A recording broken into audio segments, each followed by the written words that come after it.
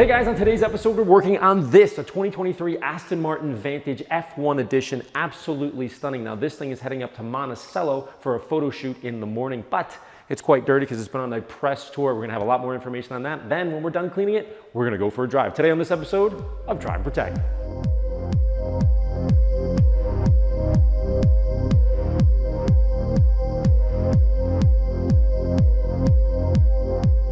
The Vantage F1 edition was built side by side with a fully raced out Vantage safety car that will keep the pace during the upcoming Formula One event. It has the same huge rear wing, 21-inch wheels, commemorative F1 plaques, and some fancy yellow interior stitching. But to really find out what you're getting with a plaque and some extra dough, I asked Mike from Machines with Souls what it's all about. All right, Mike, so what's the premise of machineswithsouls.com? Basically, I take exotic cars, specialty cars, things like that, and I look beyond 0 to 60 times and let you experience the car firsthand from steering feel, brake feel, things like that. What makes this car different or better or worse than another car in its price bracket, or even sometimes cheaper cars or more expensive cars? With that being said, what's your impression of the Vantage? So this car is pretty cool. It's a little bit old school. You got heavy steering feel. Super sensitive brake pedal. It definitely is meant for the track. You wouldn't want to commute in it with, especially with those bucket seats. Your passenger is going to have to be a chiropractor to do that. Absolutely not. You can spec regular seats, which I highly recommend you do, but otherwise the car itself is it's beautiful, of course, like every Vantage. The F1 edition gets a firmer suspension, carbon fiber bits, things like that, to help differentiate it from a regular Aston. So it's basically like a track car that goes on the street versus a street car that can go on the track? I wouldn't call it as hardcore as something like a GT3 RS. It's not that level of track, but you certainly can exploit it on the track the best. Now compared to an M4 competition, where does that stand? Here comes a bike. M4s are a little weird because that car, especially with all-wheel drive, gets better traction, things like that. It's almost as fast as this car, but this car gets you experiences like the Mercedes engine. When you rev it, you really hear it roar and unleash the sound. Does it sound good? It sounds amazing. You don't even need to put an aftermarket exhaust on this car. That is cool. It's Aston Martin. I mean, you're James Bond with an exhaust. You always feel special. Everyone looks at you in it. Hopefully they're not too disappointed when I'm inside. All right, so let's get this thing cleaned up and ready for your photo shoot. Cool.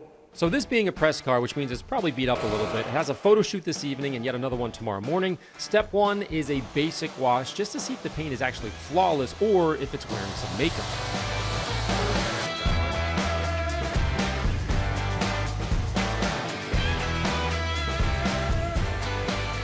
Whenever I'm cleaning a wheel with 20 spokes or more, I'm always wondering if cleaning or maintenance of the designer's design is ever discussed during its initial prototype. Meaning, do they say, hey, those wheels look amazing, but it might be a nightmare to keep clean. Let's make those spokes wider or make fewer of them or something like that to get the brushes in there so it's easier to clean? Or is it just not a consideration at all? What do you guys think?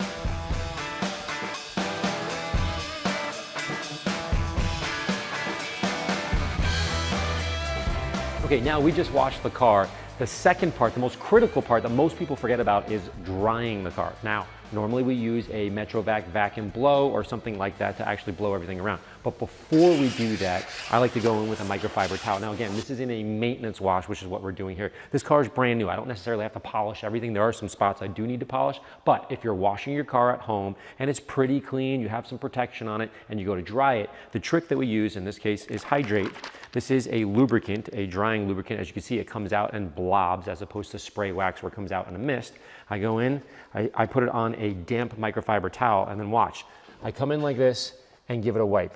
Now what you're gonna see is you're gonna see some streaks here. That's the actual lubrication. Now why is that important when you're drying a vehicle? For multiple reasons. First thing right off the bat is that the vehicle is never perfectly clean. Now, all the cars I've ever washed, thousands of cars, you always miss a spot. That's just life. And when that happens, you have a little bit of grit on the paint. And if you were to go in, let's say with a squeegee or a water blade and you hit that little rock there, as soon as you do that, that's when you get what I call love marks. That means you're wiping and loving your car, the whole thing, and all of a sudden you get a little piece of dirt in there, which is common. You're gonna scratch it. So in this case, we put lubrication on the microfiber towel first, scoop it up like this, and you'll see it's not perfectly dry. That's okay. We're gonna come back in later with the blower. You can do the windows as well. Now, let's just say that this thing is perfectly full, right? It's just too much water. You come in like this, you wring it out. That's not gonna be 100% dry. Fold it back into fours.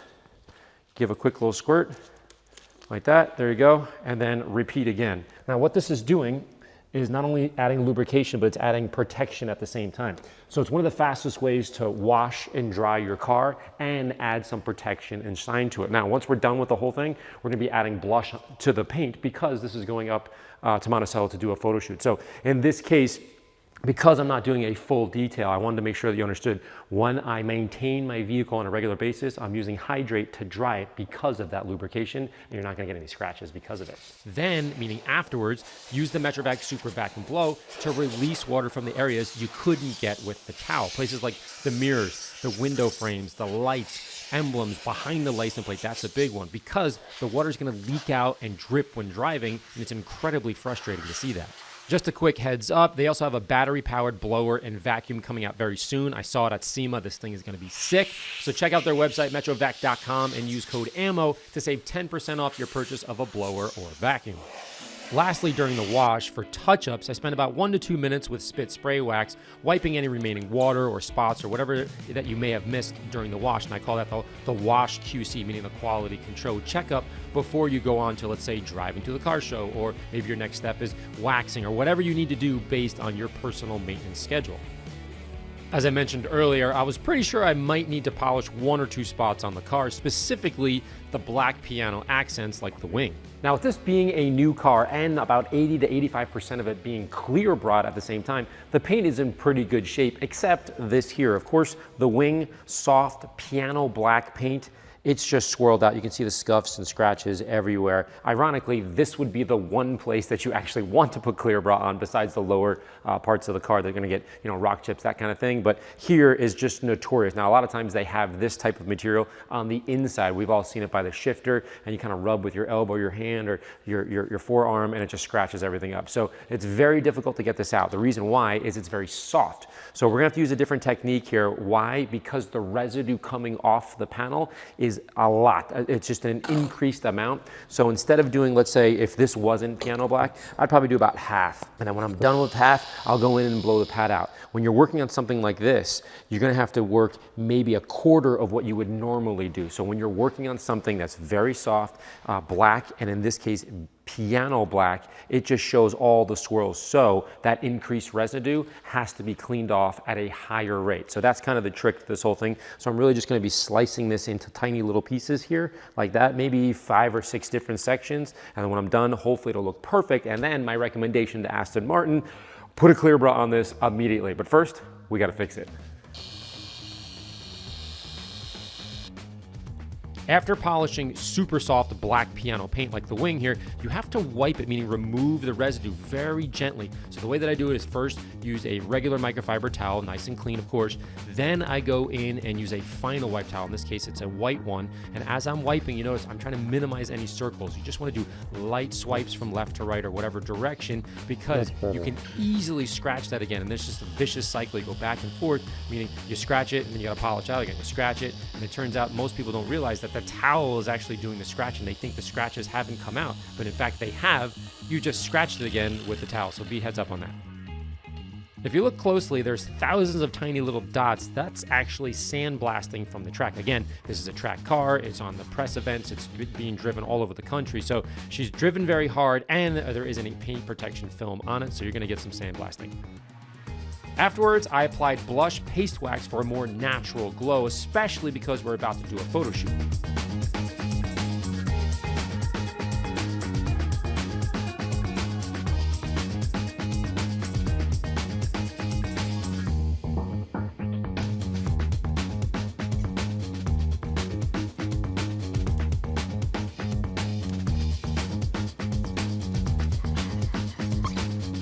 Nowadays, most sports cars have Alcantara somewhere in the interior. Here, it's pretty much everywhere except the dashboard. But where it really gets of concern is on the steering wheel. Now, most people have seen the GT3s, right? That's where I just love the steering wheel to have Alcantara. But you'll notice here, you're gonna see a lot of wear. And that wear is due to the oils in your hand. And so when you squeeze and turning, you do that multiple times, it actually mats down. It flattens the fibers. So when you go to clean this, it's not just a a normal leather or plastic or vinyl type cleaning where when it gets dirty, you clean it and it looks better. This one, you have to do a little bit more maintenance to it on a regular basis because of those oils. So the first thing that I do, I know it sounds crazy in my Taycan, is I wash my hands more often than you would think when I get into the car, just so I don't have oils from my hand. Number two is on a regular basis, usually every other wash or so, what I'll do is I'll come in and I'll use Shag fabric cleaner, which is has some oxy in there, and what's going to happen is it's going to clean and sort of raise the oils from your hands to the surface, and then I can go in and gently sort of pick it up with the microfiber towel. Now the trick here is what you're trying to do is use a soft bristle brush. This is our seam and stitch brush, especially in here, because you can really screw up a lot of the fibers and whatnot with your hands if you use a very stiff brush.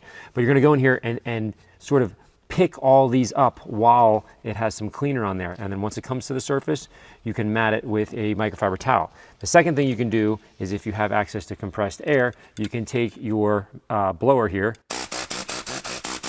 and as you can see, it's shooting air, but it's also kind of wicking those fibers up again so it feels smooth and soft to your hand. That's why we love it as a sports car. But if you begin to drive this on a daily basis or more often, 2-3 years in, you're gonna see that start to mat, and it's incredibly hard to get that out then. So my advice to you is, on a regular basis, clean this up, use a little bit of Shag, it's just a fabric type cleaner, use some brushes, gently tap with a microfiber towel, but don't do the thing where, if this was leather up here, which it is, you can come in here and you kind of do that. You don't want to do that type of aggressive cleaning, because you're going to mat everything down and it's just going to look terrible, and it's not going to feel good when you're driving. Now, traditionally on a new car, you would think windows wouldn't be that dirty, but it's actually quite the opposite. A new car has a new interior, has new plastics, new leather, new Alcantara, all that stuff.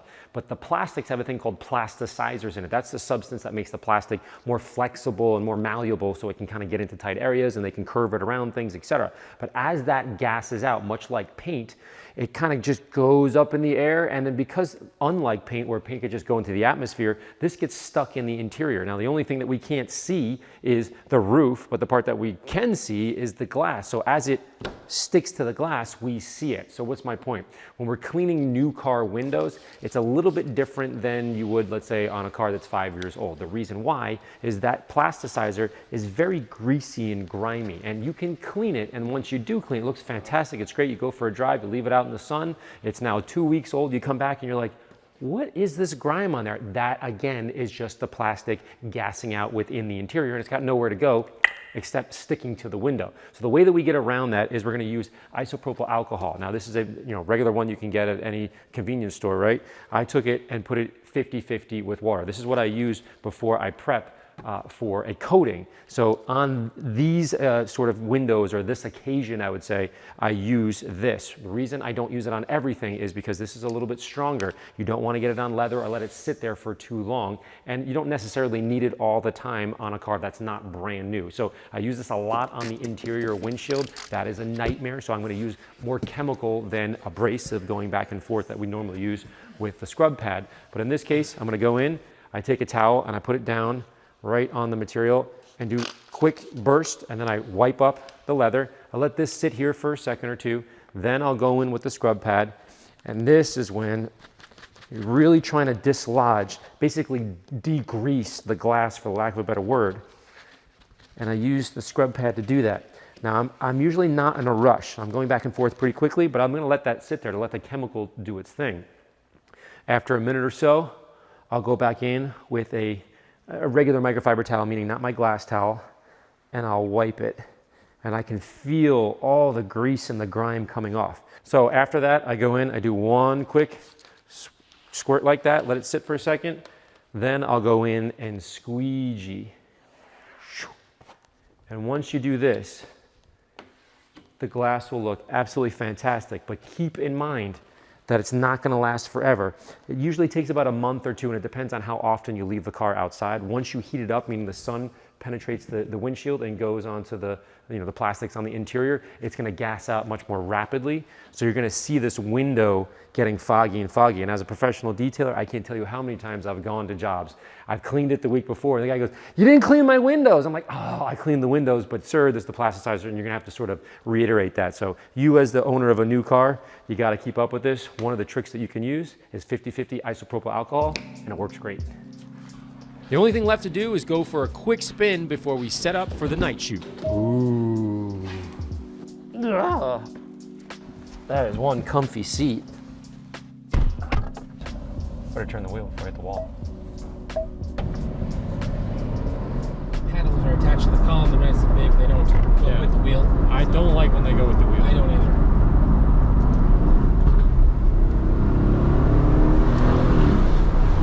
I've always said I'd love to have an Aston Martin in the garage. There's something about an Aston Martin. They'll just always be James Bond. I think that's probably, I can't think of another one. Maybe the Fastback or the Mustang with Steve McQueen, but that relationship between the iconic figure and the car, I'm trying to think if there's another one. Supra and Paul Walker. The Supra and Paul Walker, the Jaguar and Austin Powers. Absolutely. I'll take the Aston any day of the week.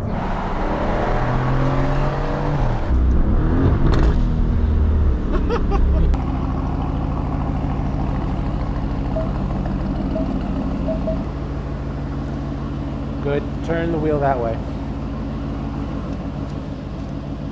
Perfect. Good. Go. Step 1, complete. Well, step 1.5 is that we're actually, even though the car is set into place, we want to take a good look around and make sure that there's nothing to clutter the ground or anything in the back. Or dirty old boxes with mold stains on it. Now, this is a special box. This is the Model T. Look at that. It's an extra radiator.